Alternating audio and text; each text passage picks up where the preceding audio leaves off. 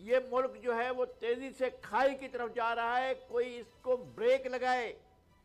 और तेजी की तरफ जब खाई की तरफ जा रहे, खाई इतनी खराब है कि हम उसमें शायद कौन बचता है हमें नहीं मालूम है। तो अब ये मामला इस तरह नहीं है। आपको दुनिया भर में मशरक में, मगरब में, यूरोप में, अमेरिका में कहीं से भी कोई चीज सस्ती मिल रही है ले। तो आप यूं समझिए कि बेरारवी आम हो जाएगी, लूट मार चोरी चकारी जो है वो फैशन नहीं बल्कि वो ज़रूरत बन जाएगा। और ये करने में लोग इस हद तक हक बजानिब ज़रूर होंगे कि उनकी सरकार या उनकी मुंतखब सरकार या उन पर मुसल्लत करदा सरकार को लोगों की हालत से कोई गर्ज नहीं है। ईरान की और इंडिया की जो ट्रेड दो तरफा तिजारत है उसका हुजूम 15 अरब डॉलर से ज्यादा है, आपका 1 अरब डॉलर से कम है। भाई आप इंडिया कैसे तिजारत कर रहा है उसके साथ, इंडिया कैसे चीजें ले रहा है और दे रहा है। साथियों, जब से नई सरकार पाकिस्तान में आई है और इमरान खान के भी अगर हम आखिरी के दिन देखें, दोनों में एक चीज़ कॉमन हमें देखने को मिली। वो कॉमन चीज़ ये थी कि दोनों ने पूरी कोशिश करी है, पूरा एकदम मक्खन लगाने की, हिंदुस्तान को भी और इजराइल को भी पूरा जितना वो लगा सकते हैं। देखो नई सरकार आई है, खुलेआम तो बोल नहीं सकते भाई, खुलेआम अगर बोलेंगे तो इनकी पब्लिक इतने जाहिलों की भरी हुई है, इनको खुद भी पता है जाहिल में देश भरे हुए हैं। तो आप देखो एक तरफ उन्होंने ट्रेड मिनिस्टर जो है वो अपॉइंट कर दिया दिल्ली में, वो दिल्ली में ही बैठा है पिछले 1-1.5 महीने से कि भाई जब से उन्होंने अपॉइंट किया है इनकी सरकार के पास से कि भाई कुछ भी करके हिंदुस्तान को समझाओ, हिंदुस्तान को मक्खन लगाओ, हिंदुस्तान को कोशिश करो कि शायद हिंदुस्तान ट्रेड खोल दे। उधर इन्होंने जो है वो इजराइल के लिए भी डेलीगेशन भेज दिया, लेकिन दोनों ही जगह पे बात बन नहीं पा रही। जो उनके पुराने कर्म हैं वो हिंदुस्तान और इजराइल भूले नहीं है अब तक। बुरी चीज़ क्या है, पहले उधर हम चलते हैं। महंगाई ने शहरियों का जीना मुहाल कर दिया। खुर्दनी तेल, आटा, घी, प्याज, सब्जी, दाल सबकी कीमतें बढ़ने से आम आदमी की कुव्वत खरीद जवाब दे गई है। इदारा शुमारियात के मुताबिक मुल्क में महंगाई 28 माह की बुलंद तरीन सतह पर पहुंच चुकी है। इदारा शुमारियात के मुताबिक एक साल के दौरान कुकिंग ऑयल 60% और प्याज 153% महंगी हुई, जबकि सब्जियां 24% और आटा 19% से ज्यादा महंगा हुआ। अवाम कहते हैं हर चीज की कीमत रोज बरोज बढ़ती जा रही है। मुल्क में महंगाई की शरह में इजाफा हो गया। इदारा शुमारियात की माहाना रिपोर्ट के मुताबिक मुल्क में महंगाई 13.8% की सतह पर पहुंच गई। रिपोर्ट के मुताबिक आटा, तेल, दाल, प्याज समेत अशिया खुरनोश की कीमतों में इजाफा रिकॉर्ड किया गया। मई के दौरान 20 किलो आटे के थैले की कीमत 10% बढ़ गई। आपके ऊपर से जुल्म ये होता है कि अब हमने कल इश्तिहारात में बात की, आज फिर इश्तिहारात हैं। शहबाज शरीफ साहब की तस्वीर भी लगी है और उसके बाद लिखा हुआ है कि कल के अखबारात मुलाहिजा करें आप कि हम क्या करने जा रहे हैं, वो कल देखिए। ये तो एक सीरीज चल रही है। और दूसरी तरफ जनाब यहाँ पर सब्सिडी थी तेल पर जो यूटिलिटी स्टोर में, वो वापस ले ली है। चले 100 रुपया वापस लिया, अगर ये इश्तिहारात से रोके तो मेरा ख्याल है चले 2 रुपये भी हो, मैं मिसाल दे रहा हूँ, तो वो इन इश्तिहारात से बेहतर नहीं लगा रही साहब। आदमी का ये होगा कि लोग लाइन में लगा करके अपने बच्चों का गला दबाएंगे माज़अल्लाह, अल्लाह रहम, या तो फिर ये सेठ और साहूकार जो हैं इनकी गाड़ियां रोक करके खुद कुछ बम्बार बन करके इनकी गाड़ियों के सामने लेटेंगे।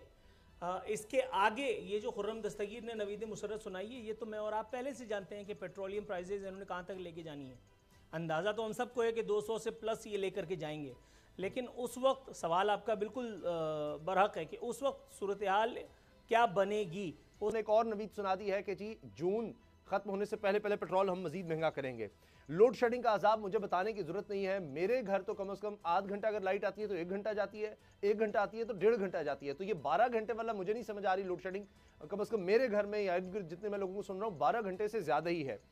इसके बाद आपके सामने सरकारी दादोशुमार रख रहा हूँ। 31.77% जनाब ट्रांसपोर्ट में महंगाई हुई है। 17.25% खुराक की कीमतों में महंगाई हो गई। और हमारी तरफ से आगाज होगा। फिर महंगाई की ये हालत है कि लोगों के पास खाने पीने के लिए कुछ भी नहीं है। तो ये हुकूमत करने के लिए आते हैं लोगों के ऊपर, गर्दनों के ऊपर बैठकर, और उनका लहू नचोड़ने के लिए, उनका खून नचोड़ने के लिए और उनकी जिंदगी की मुश्किलात में इजाफा करने के लिए आते हैं। ये कोई मसला हल करने के लिए नहीं आते हैं। सही। और ये हर हुकूमत का यही रवैया होता है। अच्छा, कभी नहीं समझती हैं। ये कुर्सी का मामला ऐसा होता है कि जब कोई कुर्सी पर आकर बैठता है तो उसे हर चीज़ हरी हरी नज़र आती है और वो जो है नहीं देखता है कि भाई अब सूरत हाल कहाँ जा रही है, मुल्क कहाँ जा रहा है, मुल्क के हालात कैसे हैं, उनको कोई नहीं देखता। गरीब के चूल्हे की तरफ कोई नहीं देखता है, गरीब के जो है वो उसके घर का गुजारा कैसे होगा, उसके बच्चे कैसे जो है वो खाएंगे, क्या पिएंगे, क्या पढ़ेंगे, कैसे करेंगे, इस पर किसी की नज़र नहीं होती। कुर्सी पर आना एक मसला होता है, शायद उस वक्त तक सब कुछ नज़र आ रहा होता है कि मैं ठीक कर दूंगा और फिर ठीक इस तरह किया जाता है। आपने कहा कि रोज़ाना एक ना एक चीज़, यहाँ तो थोक के हिसाब से कीमतें बढ़ रही हैं। कीमतें तो पहले यूँ बढ़ती थी कि चलो 1 बढ़ गई, 2 बढ़ गई, 3 बढ़ गई। अब पिछले दौर में भी कीमतों की क़यामत टूटी हुई थी। अब तो कीमतें जो हैं एक बहुत बड़ा हमारे लिए, इस मुल्क के लिए एक बहुत बड़ा मसला बन गई हैं और समझ ही नहीं आता है कि भाई आपने दुनिया भर से कर्जे लिए हुए हैं। बच्चों वाली बात की है, वरना अगर तस्करा तवील हुआ तो आप यूं समझिए कि बेरारवी आम हो जाएगी। लूट मार चोरी चिकारी जो है वो फैशन नहीं बल्कि वो ज़रूरत बन जाएगा। और ये करने में लोग इस हद तक हक बजानिब ज़रूर होंगे कि उनकी सरकार या उनकी मुंतखब सरकार या उन पर मुसल्लत करदा सरकार को लोगों की हालत से कोई गर्ज नहीं है। उनको अगर गर्ज है तो अपने गैर मुल्की आकाओं की तसल्ली और उनकी तशफ़ी से। वो कैसे भी कपड़े पहनते हूँ, वो पीले नीले काले जिस तरह के भी कपड़े पहनते हूँ, वो कपड़े पहनकर बैठें। अगर वो ऊपर से अपने वो एक ख़ास किस्म के ड्रेस और ख़ास किस्म की चीज़ें पहनकर बैठें, तभी पहनकर बैठें, मसले को हल करें। इस मुल्क को फेल स्टेट होने से बचाएं, इस मुल्क को आप नाकाम रियासत बनाने से बचाएं। जिनकी मर्जी से यहाँ हुकूमतें आती हैं, ये पहली हुकूमत नहीं है। इससे पहले वाली, उससे पहले वाली और इसके बाद वाली भी अगियार के एजेंडे की तकमील के लिए ही आएंगी। ये मेरा ईमान है, ईमान कामिल है मुझे इस बात पर। कोई हुकूमत पाकिस्तान में महज पाकिस्तानियों की मर्जी और मंशा से उनकी एजेंडे की तकमील के लिए नहीं आ सकती अनलेस एंड अनटिल के अंकल लोग इसकी अप्रूवल दें। ये जो कर रहे हैं ये भी बिल्कुल वही कर रहे हैं। आपको अंदाज़ा है? अच्छा ज़रा मैं 2-3 चीज़ें सोच रहा था और मुझे जवाब नहीं मिल पा रहा ऑनेस्टली। ईरान की और इंडिया की जो ट्रेड दो तरफा तिजारत है उसका हुजूम 15 अरब डॉलर से ज़्यादा है। आपका 1 अरब डॉलर से कम है। भाई इंडिया कैसे तिजारत कर रहा है उसके साथ? इंडिया कैसे चीज़ें ले रहा है और दे रहा है? तो ये हुकूमत लगता है कि डिक्टेशन पर है। और पिछले जो गौर करे, इसका मतलब सिर्फ ये कि इनको इस बात से कोई गर्ज नहीं कि अवाम जीती है या मर जाती है। इनको सिर्फ और सिर्फ जिस काम की तकमील के लिए लाया गया है इनको वो काम करना है और उसके बाद दे मार 4.5 करके ये भी अपना साइड पे हो जाएंगे। फिर उसके बाद लाने वाले किसी और नए चेहरे को लेकर के आएंगे और फिर मैं और आप या तो उसके गीत गाएंगे या तो फिर उस पर तवर्रा करेंगे और चांदमारी फरमाएंगे। अच्छा, CNN की एंकर ऐसे लग रहा है कि वो कह रही है कि भाई ले लो तेल, सस्ता मिल रहा है रूस से। वो कह रहे हैं नहीं नहीं, अगर पाबंदियां ना हो, गंदम हम ले लेंगे, तेल हम नहीं ले सकते। वो बेचारी मिसाल दे रही है कि भारत ले रहा है। मैं भी खुद अर्ज कर देता हूं कि श्रीलंका जैसा मुल्क भी ले रहा है। वो भी शायद बहाना बनाएगा आलमी ताकतों के आगे, देखे हम दिवालिया हो गए तो पाकिस्तान को दिवालिया करके ही दम लेना है। हम भी तो ये जाकर कह सकते हैं कि आप हमारे हालात देखिए या आप हमें सस्ता तेल दे दें, आप बता दें कि मईशत किस तरह चल सकती है। क्या लोग सड़कों पर आ जाएंगे? क्या यहाँ पर आलमी ताकतों के लिए, अमेरिका और यूरोप के लिए लोग बड़े अच्छे कलमात कहेंगे?